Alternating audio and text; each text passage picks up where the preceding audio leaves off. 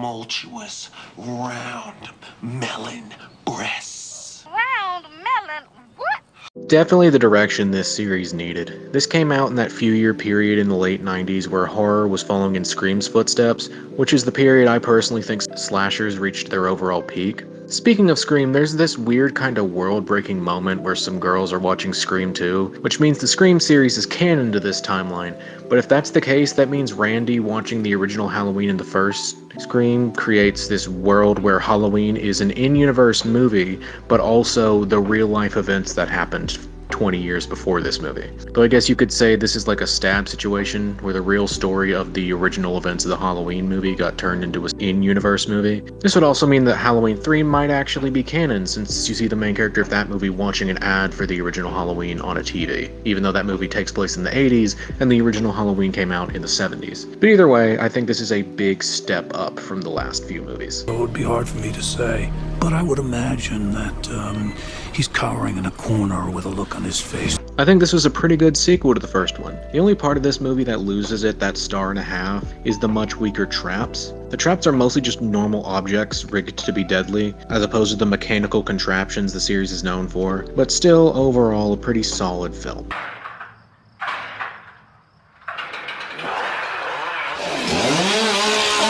I honestly never really got the hate for this one.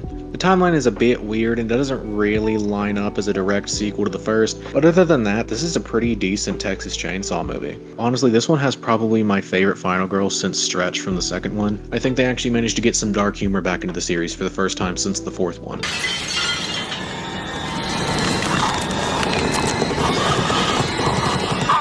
This one almost kind of feels like a weird precursor to Freddy vs. Jason, where Jason spends most of the movie brawling with this supernatural enemy. Speaking of which, the main girl here is actually pretty compelling and her storyline is cool. The action itself is also great, and of course this is the first movie with Kane Hodder as Jason, with him being by far the definitive actor to play Jason. Unfortunately, while the basic skeleton of this one is really good, most of the movie is a generic Friday the 13th fare. I definitely recommend it if you're a fan of the series though. Nobody ever gave me nothing. So I say, fuck that thing. Let's fight it.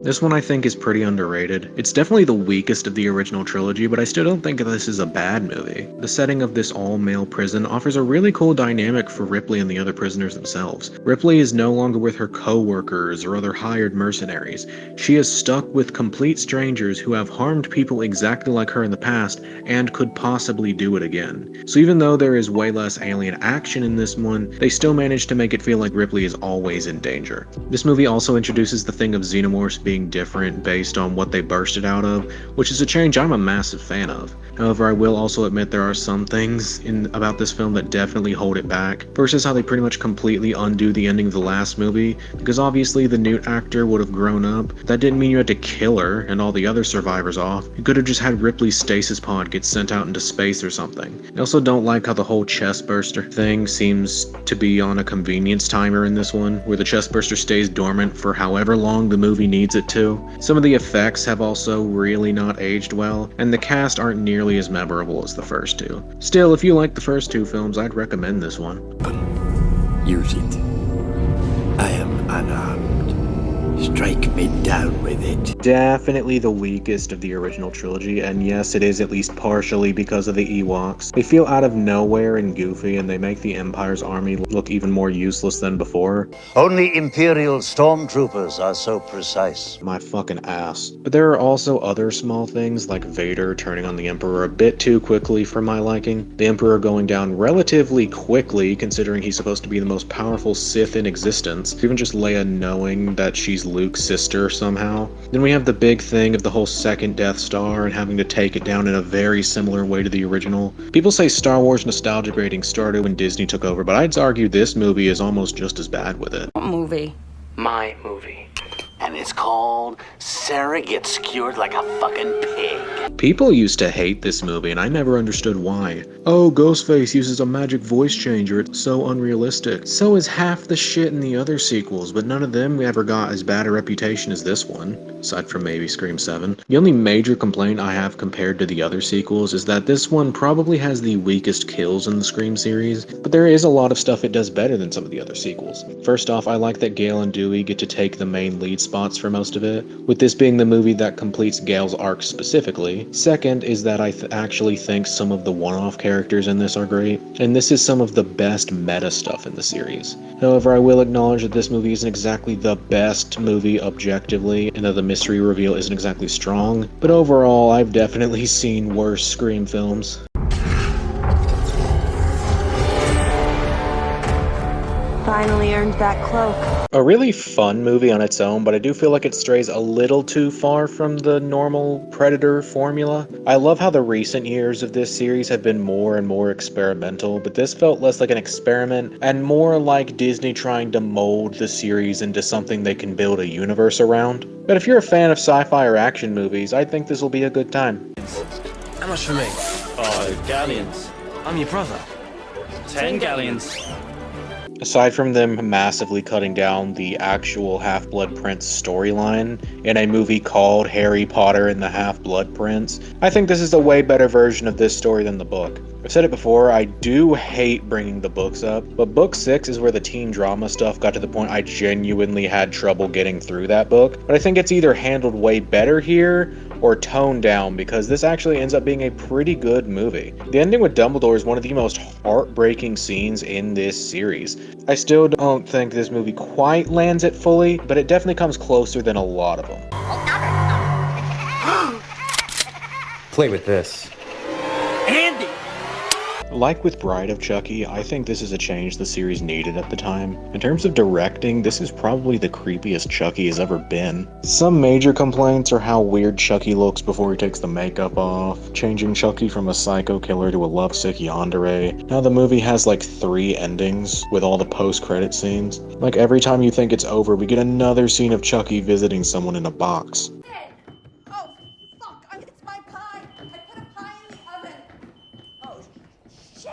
I was very much in the camp of hating this movie when it first came out, but now I actually do enjoy this movie. However, I'd be lying if I said a lot of my complaints weren't still prominent. I think this movie has a lot of great ideas, but it doesn't always execute them in the best way. I love the idea of another human becoming the new Michael Myers, the new symbol for everyone's fears, and I also love the idea that both Laurie and Corey having those fears and distrust projected onto them because people naturally look for something to blame their anxieties and fears on. However, I don't think this movie necessarily goes about it in the best way. First thing I think it does wrong is making Michael's successor a brand new, never-before-seen character. This could work if they had planned to do more movies with Corey, but because this is the last film in this series and Michael ends up outliving him anyway, comes off more like Corey is just stealing the spotlight from the other characters in their final outing. I also think having Laurie moved on from Michael in this one doesn't really make sense when she spent 40 years afraid of him when he was locked up in a maximum security prison. But for some reason, I guess a tenth of that time with Michael on the loose is enough time for her to get over it, even after Michael murdered her daughter and son-in-law. I also feel like Corey's descent into murder isn't done that well. Like, it does kind of feel like he shifts back and forth between normal kid and deranged serial killer. But overall,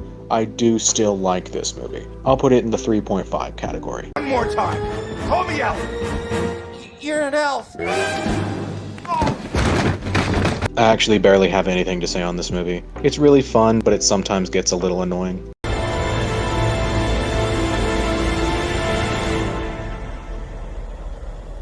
Not much to say on this one either. I actually think this is a pretty good movie. I can see why so many people still love this version of Superman. I do think it takes itself a little too seriously, but I think most of it works fine. What I'm saying.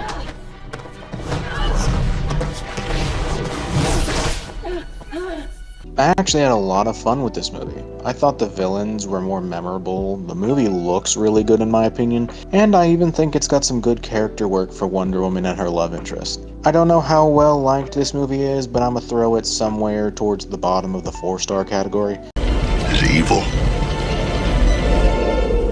Sometimes that is better. I really love this movie. I just feel like there are a couple of those Stephen King tropes that I'm not that crazy on. Like the random ghost character who looks creepy but could honestly be completely cut. But overall, this is definitely one of the better Stephen King adaptations. And with that, we can finally move into my top 100.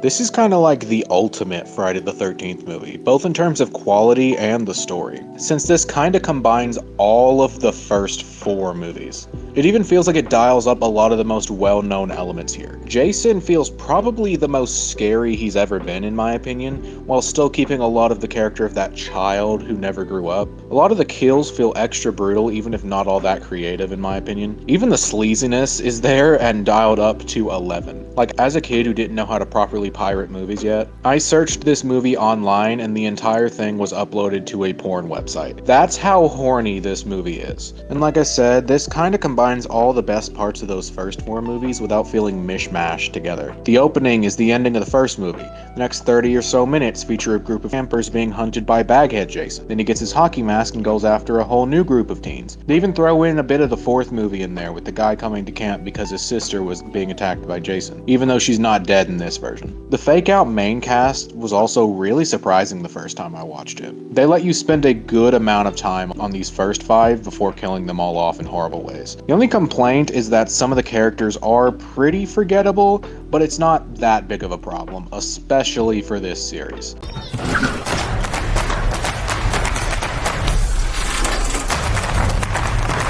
An all-time classic Christmas movie, but I definitely feel like I noticed the cracks way more now that I'm older. CGI and mocap have aged pretty poorly, and some of the story beats feel a little awkward, but overall I feel like this is still a really fun movie.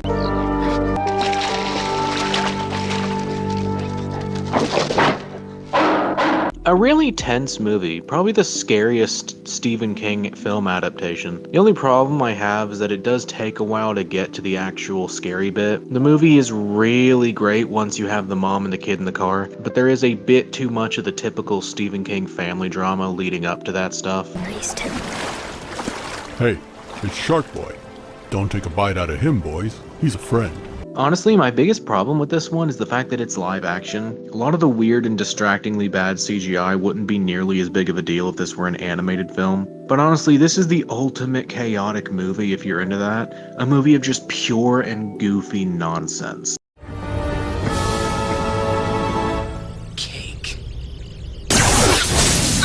Honestly, not the worst idea for a movie, and I feel like they do make good use of the different game worlds. They've also got some really great gags, like the game master having all his different personalities, or the guy instantly dying as soon as he appears. But I think it relies a little too heavily on the very poorly aged 3D animation effects.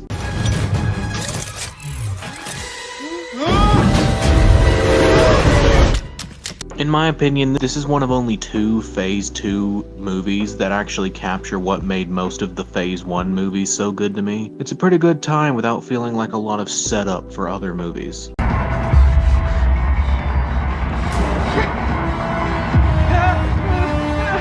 Nothing much to say about this one. It's a pretty decent movie, it just feels a little too similar to the Goosebumps movie to me, to the point where you could say it's a bit of a knockoff.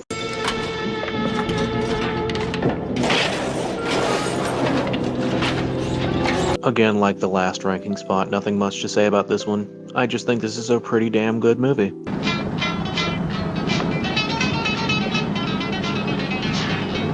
What are you doing? One of the creepiest movies of all time. Not to say new movies can't be scary, but the grainy footage and white noise in this is something that would be very hard to get a pass on with how modern movies are. I still struggle to get through this movie without getting creeped out. I will say the name is probably a bit misleading. The title Massacre implies this is going to be one of those big bloodbath movies that slashers are known to be, but we don't even get our first death until about halfway through. Hell, we don't even see Leatherface until about halfway through either. And even the deaths we do get are pretty bloodless. The victim characters aren't the strongest and most memorable, but I will say they do really manage to feel like a real group of friends way more than most friend groups in movies. There's also a handful of dark humor moments that would end up being expanded upon in the next few movies to mixed results.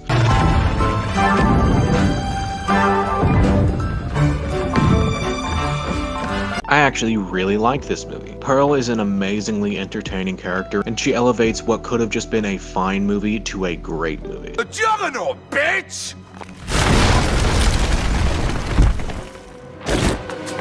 I really enjoyed this movie. Maybe it's not the best, but it's a damn fun movie, and I think that it's my favorite performance from this version of Magneto specifically.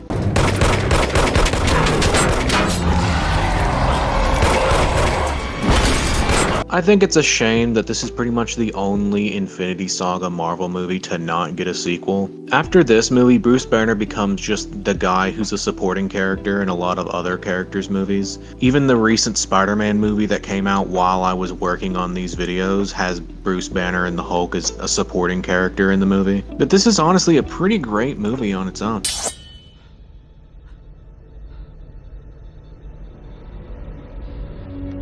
This is another childhood movie for me, but definitely not as much as Freddy vs. Jason was, which we'll get to later. But having watched them both a little more recently, I actually have a bit of a harder time deciding which one I like more. I will say when it comes to the action, I think I like AVP more, but where it kind of lacks in comparison is the human characters, specifically how they get taken out. In Freddy vs. Jason, some of the deaths were goofy, but they were at least creative and fun. But this movie is mostly borderline off-screen kills that mostly gives you pretty dated looking CGI blood, but I can mostly forgive it because you're here to see the two aliens go at it, and that part is done incredibly well. My favorite thing about this movie is how fleshed out the Yautja feel in this one. They really feel like a fully realized race of aliens here, which I can't necessarily say for a lot of the other mainline Predator movies. The final action scene is specifically really well done. You bet your ass 6-year-old Joey wanted a xenomorph head shield and tail blade. Congratulations. You are being rescued. Did we really need a movie explaining the Death Star stuff from the original? No. Am I gonna judge this movie based purely on that? Also no. Since this isn't a mainline Star Wars movie, I have literally zero idea what the reception of this movie is, but I personally thought it was a really enjoyable time. Going in the 4-star category for me, I really hope this isn't a despised movie or anything.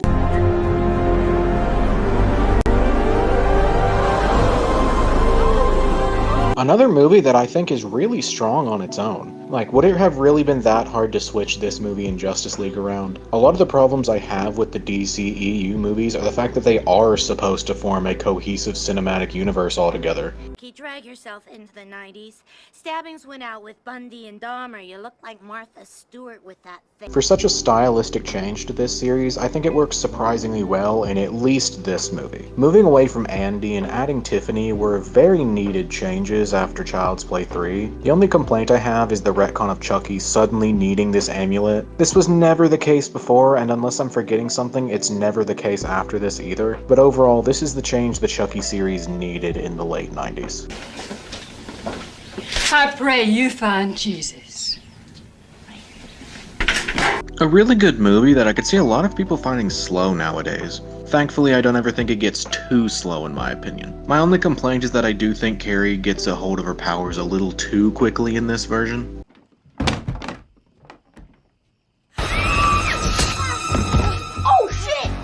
Okay, so the recent trilogy of Halloween movies is my favorite thing this series has done since the 80s, and I think it starts off pretty great but not perfect. The main problem is how they treat the relationship between Michael and Laurie. They make it very clear that the two are no longer siblings in this version, and yet they spend the entire movie treating it like Michael still has some specific obsession with her. I know the next movie retconned it as Laurie just thinking she's more important to Michael than she is, and Michael was just trying to get to his house, but he has to go so clearly out of his way to hunt Laurie down in some parts of this movie that clearly was not the intention from the start. But I still think this is the best Halloween film that the series had had in a very long time.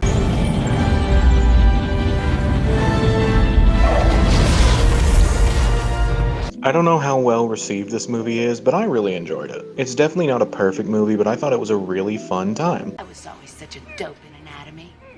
Well, who cares, right? First organ I see, I'm just gonna grab it. This is a slasher movie I wish more people would see. I always felt like this, Scream, and I Know What You Did Last Summer formed a sort of soft trilogy. Not everything is perfect, but it's still a pretty good time.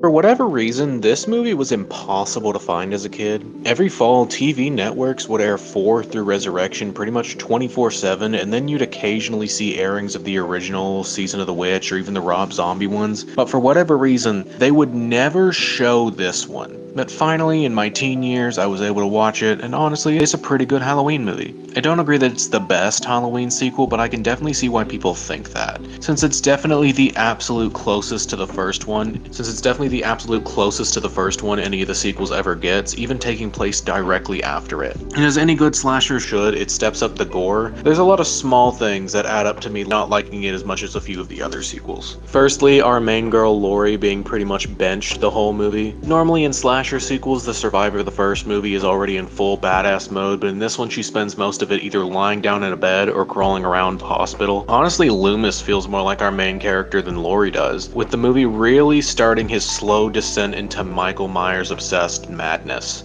I normally only watch this once a year around Halloween, but I shot him 6 times. What? I shot him 6 times. I shot him in the heart. Can't have gotten very far. Come on. I shot him 6 times. Is stuck in my head year-round. The other new characters they introduce also aren't nearly as memorable as the characters from the original. I could tell you the name of pretty much everyone from the first movie, but you may as well be asking a brick wall if you want me to tell you the names of any of these hospital workers off the top of my head. Then we have the other thing about this movie that kinda irked me. I don't mind it as much in this one, but it's a decision that would go on to plague the series up until the most recent trilogy. That being the decision to make Lori and Michael brother and sister instead of total strangers. Not only do I think it makes Michael less scary, taking away the silent, completely faceless shape of a man who could have chosen anyone into a creepy brother who's just targeting someone specifically. I also think this decision holds back many of the other sequels because now Michael always has to either be hunting a family member or we have to come up with some bullshit reason for him to be going after someone else. I know that this was supposed to be his death, but I just think that it was a bad decision that unfortunately sticks around for most of the rest of the series.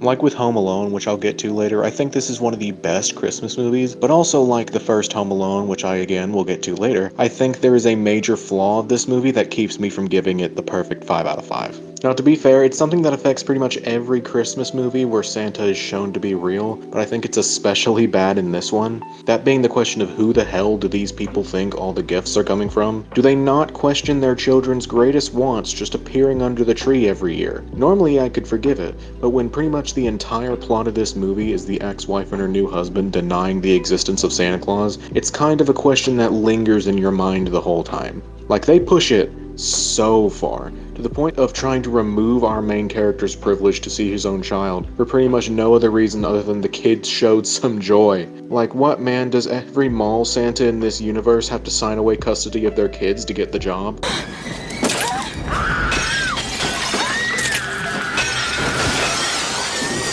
This movie is definitely stupid as hell, but I think it still manages to capture a lot of what I liked in the first movie. The atmosphere and directing remain phenomenal, the suspense remains, and I think they managed to make Ben Willis even scarier. The major complaint I have with it is that some of the kills feel a bit too bloody, given that this is a direct follow-up to the first movie, and the ending is basically just a copy of the original movie's ending. But overall, I still like this movie.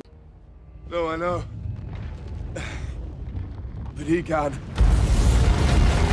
A really fun movie. It feels like with this one, the Thor movies finally found a tone they were comfortable with. Knock, knock. Mr. Criminal. Hey, my name is Spider-Man. You can call me Webhead. I really like this movie. I've never understood the hate. This is the most any of the live-action Spider-Man have actually managed to feel like Spider-Man to me, and the downer ending feels like a bigger risk than most modern movies would ever take. I'm kinda sad we never got a follow-up to this.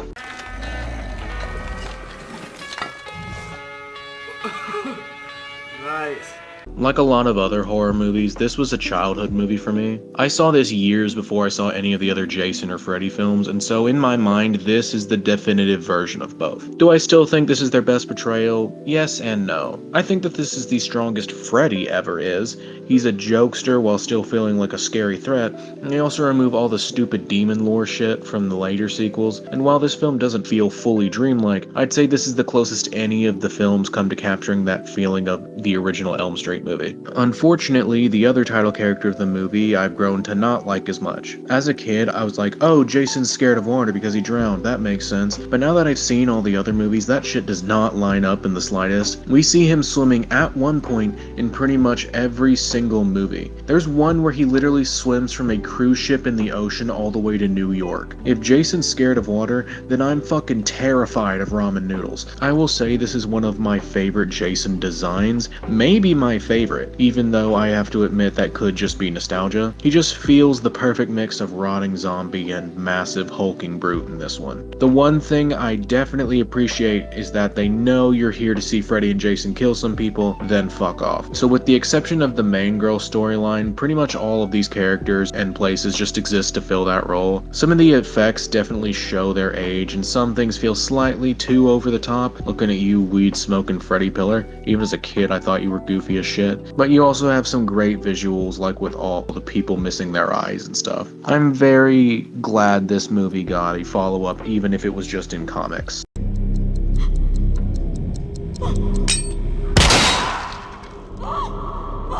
A great start to one of the best horror franchises. The first 7 Saw movies play out almost like a TV show, making the first movie kind of like the pilot episode. And as far as that type of thing goes, I think this is an amazing start. The series later on basically does become gore porn, which is the stereotype of the series now, sadly, but I think the first movie handles it great. There's very little on-screen gore. Most of the horror is implied, like what would have happened to Amanda if she didn't get the bear trap off. Not everything is perfect, like the thing with the key. I know they retcon it as Amanda making it purposefully impossible to get, but John is way too methodical to just let something like that slide. Then you also have the fact the trap plot is kind of just unresolved, but honestly, I think this is a great movie. Tony Stark was able to build this in a cave! With a box of scraps! This is a great start to the MCU. Tony is amazing right off the bat. The only complaint I have is the villain being a bit forgettable compared to a lot of the later MCU villains. We're fearless. Stupid bats, you're ruining date night! It's not a perfect movie, but I honestly do think that this is a damn fun time. It showed that this universe still had a lot of promise, and I honestly think that this might be my favorite outing from this version of Harley Quinn. Jared Leto's Joker is definitely bad, but he's got some okay scenes, and I don't think he's a full-on movie killer. Well, then again, there's you, but you need therapy. I still really love this movie, but this is the start of the Batman movies feeling like multiple films stitched together. There's one movie here about Catwoman trying to get revenge on the man who tried to kill her, which I really love. There's also another movie here about the Penguin trying to be a corrupt politician, which is one I don't like as much, but I still think this is a really good movie. Run.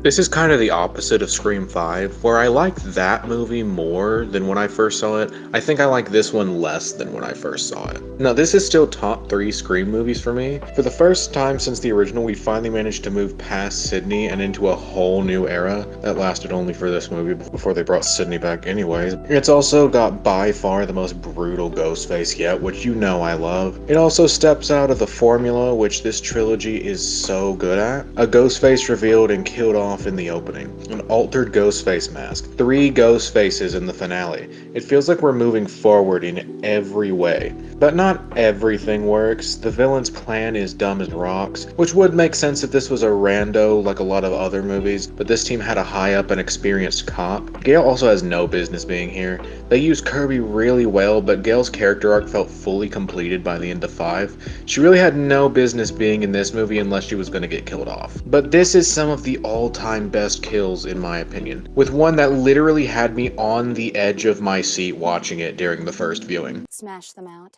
You'd think so. But you'd be surprised.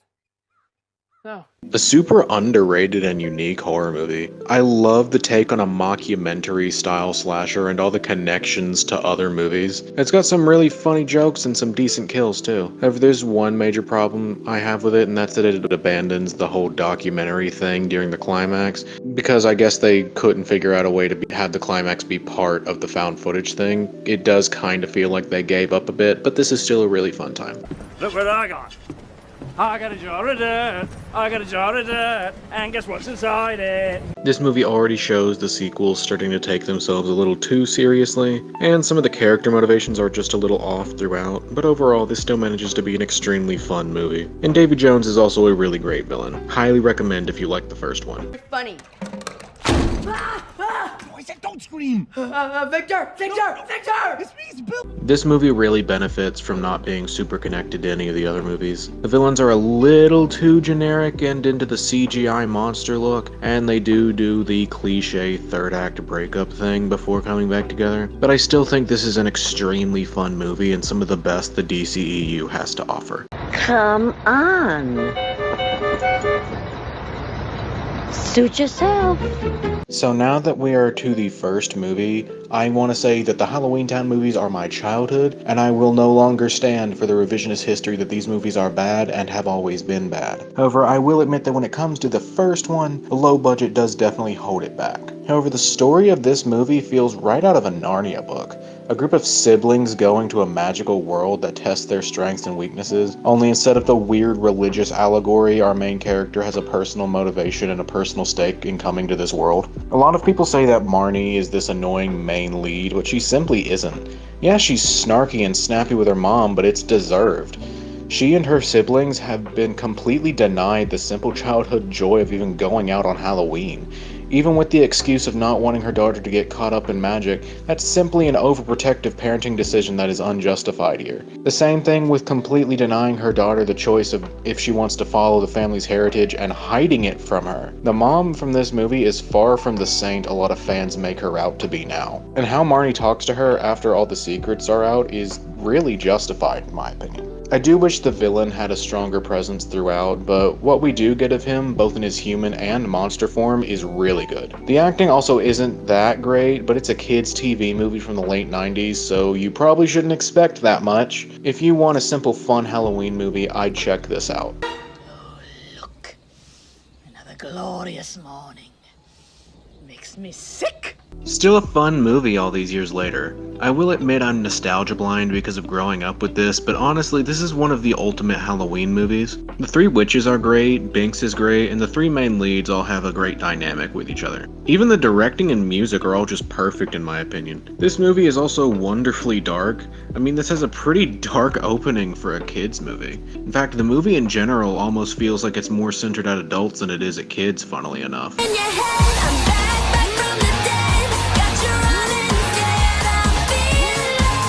Honestly, for what's basically just a knockoff of Ghostbusters, this is a pretty damn fun time. Pretty much every character has some sort of arc, the story is fun, and the villains are pretty decent for a TV movie. They have some pretty good songs that I actually found myself humming after watching this for the first time. Probably my favorite one is the villain song, I just wish it were a little longer. I also like how in the end it's the parents who have to overcome their fears and stop sheltering their daughter, which feels like a pretty mature message for a kids movie. Honestly, I kinda wish they'd done a TV series for this, it could have been pretty fun. If you're a fan of the Disney Channel, I'd say this is a must watch, or even if you're a Ghostbusters fan and want something with a similar concept, this would be a good time for you.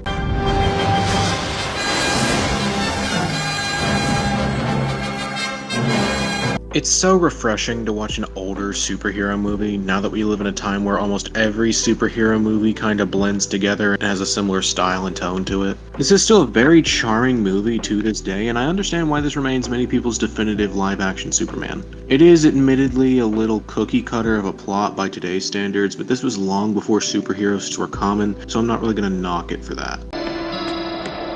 Hey, Nancy. No running in the hallway. I had never watched any of the mainline Nightmare on Elm Street movies until I was in high school. Before then, I had only seen the 2010 remake and New Nightmare. And I remember when I watched this for the first time, I thought it was a little overrated, but on my most recent watch, I was able to actually appreciate it way more. The one major drawback compared to a lot of the later movies is that because of the lower budget, it feels like a lot of the dreams aren't as creative as the sequels. Not to say they aren't creative at all, there are still some great visuals, but for every cool visual like the girl in a body bag being dragged away by an unseen force, you have kind of wonky visuals like the Stretch Armstrong Freddy. Also, apparently Nancy Thompson was Kevin McAllister's babysitter because goddamn she sets up booby traps in this movie that would make Jigsaw blush. The biggest strength is the directing. The entire movie really does feel dreamlike, which I can't really say for any of the other movies. It's also nice to see Freddy still being playful without going full cartoon character yet.